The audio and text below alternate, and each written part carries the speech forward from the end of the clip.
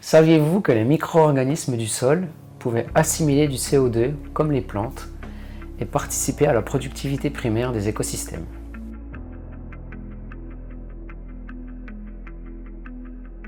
Donc, je suis Vincent Jassé, chercheur CNRS au CRBE et je travaille beaucoup sur les écosystèmes tourbières.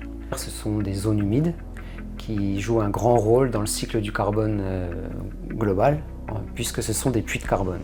En fait, les tourbières, c'est seulement 3% de la surface terrestre et ces 3%-là, ils ont une importance capitale puisque ça représente un tiers de tout le carbone qui est stocké dans les sols.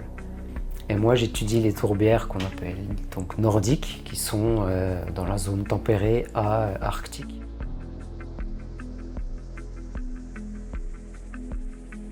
Donc cette étude, elle porte sur comprendre comment la photosynthèse microbienne, donc la capacité des micro-organismes à assimiler du CO2 atmosphérique, répond au changement climatique dans les tourbières et quelles seraient les conséquences de ces changements pour le cycle du carbone des tourbières, mais aussi à l'échelle globale. Cette étude, elle part d'une idée un peu folle où j'ai voulu simuler des changements climatiques de différentes intensités in situ. Et pour réaliser cette idée, j'ai décidé de mettre en place une expérience de transplantation réciproque où on a transplanté des blocs de tourbe dans des caisses dans différents sites. Et donc chaque provenance a subi des changements climatiques de différentes intensités comme ça. On a étudié la photosynthèse microbienne, la diversité des micro-organismes qui dirigent cette photosynthèse et aussi les stocks de micro-organismes liés à cette photosynthèse. Et on a observé, avec l'augmentation des températures, une très forte augmentation de la photosynthèse des micro-organismes qui s'élevait en moyenne à 68%. Ce qui est important, c'est que cette réponse, elle était généralisable entre les différentes provenances et du coup, grâce à ça, on a pu monter des modèles prédictifs de l'augmentation de la photosynthèse microbienne en fonction de l'augmentation de la température.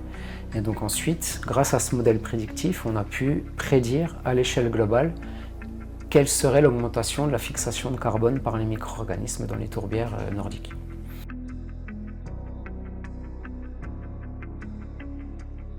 On a quantifié cette augmentation à l'échelle globale donc, et on a trouvé que ça représenterait entre 13 et 50 millions de tonnes de carbone fixées en plus par an par les tourbières grâce aux micro-organismes. Cette augmentation de la fixation du carbone, quand on la compare aux potentielles émissions de carbone issues des tourbières à cause du réchauffement climatique, on montre que ça compenserait environ 14% des émissions prévues de carbone des tourbières. Donc c'est vraiment conséquent.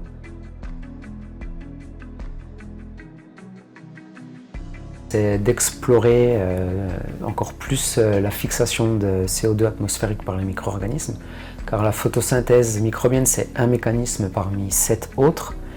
Et donc j'aimerais bien explorer les autres voies de fixation de CO2 par les micro-organismes, car elles ne nécessitent pas forcément la lumière du soleil pour fonctionner. Et donc elles peuvent être potentiellement actives toute l'année à différentes profondeurs. Préserver, restaurer et collaborer. Donc, préserver et restaurer les tourbières, puisque les tourbières sont des puits de carbone d'une importance capitale pour l'humanité. Et collaborer, parce que ce genre d'étude n'est possible que si on arrive à collaborer avec des collègues dans différentes universités européennes pour pouvoir mettre en place des expériences d'une telle ampleur.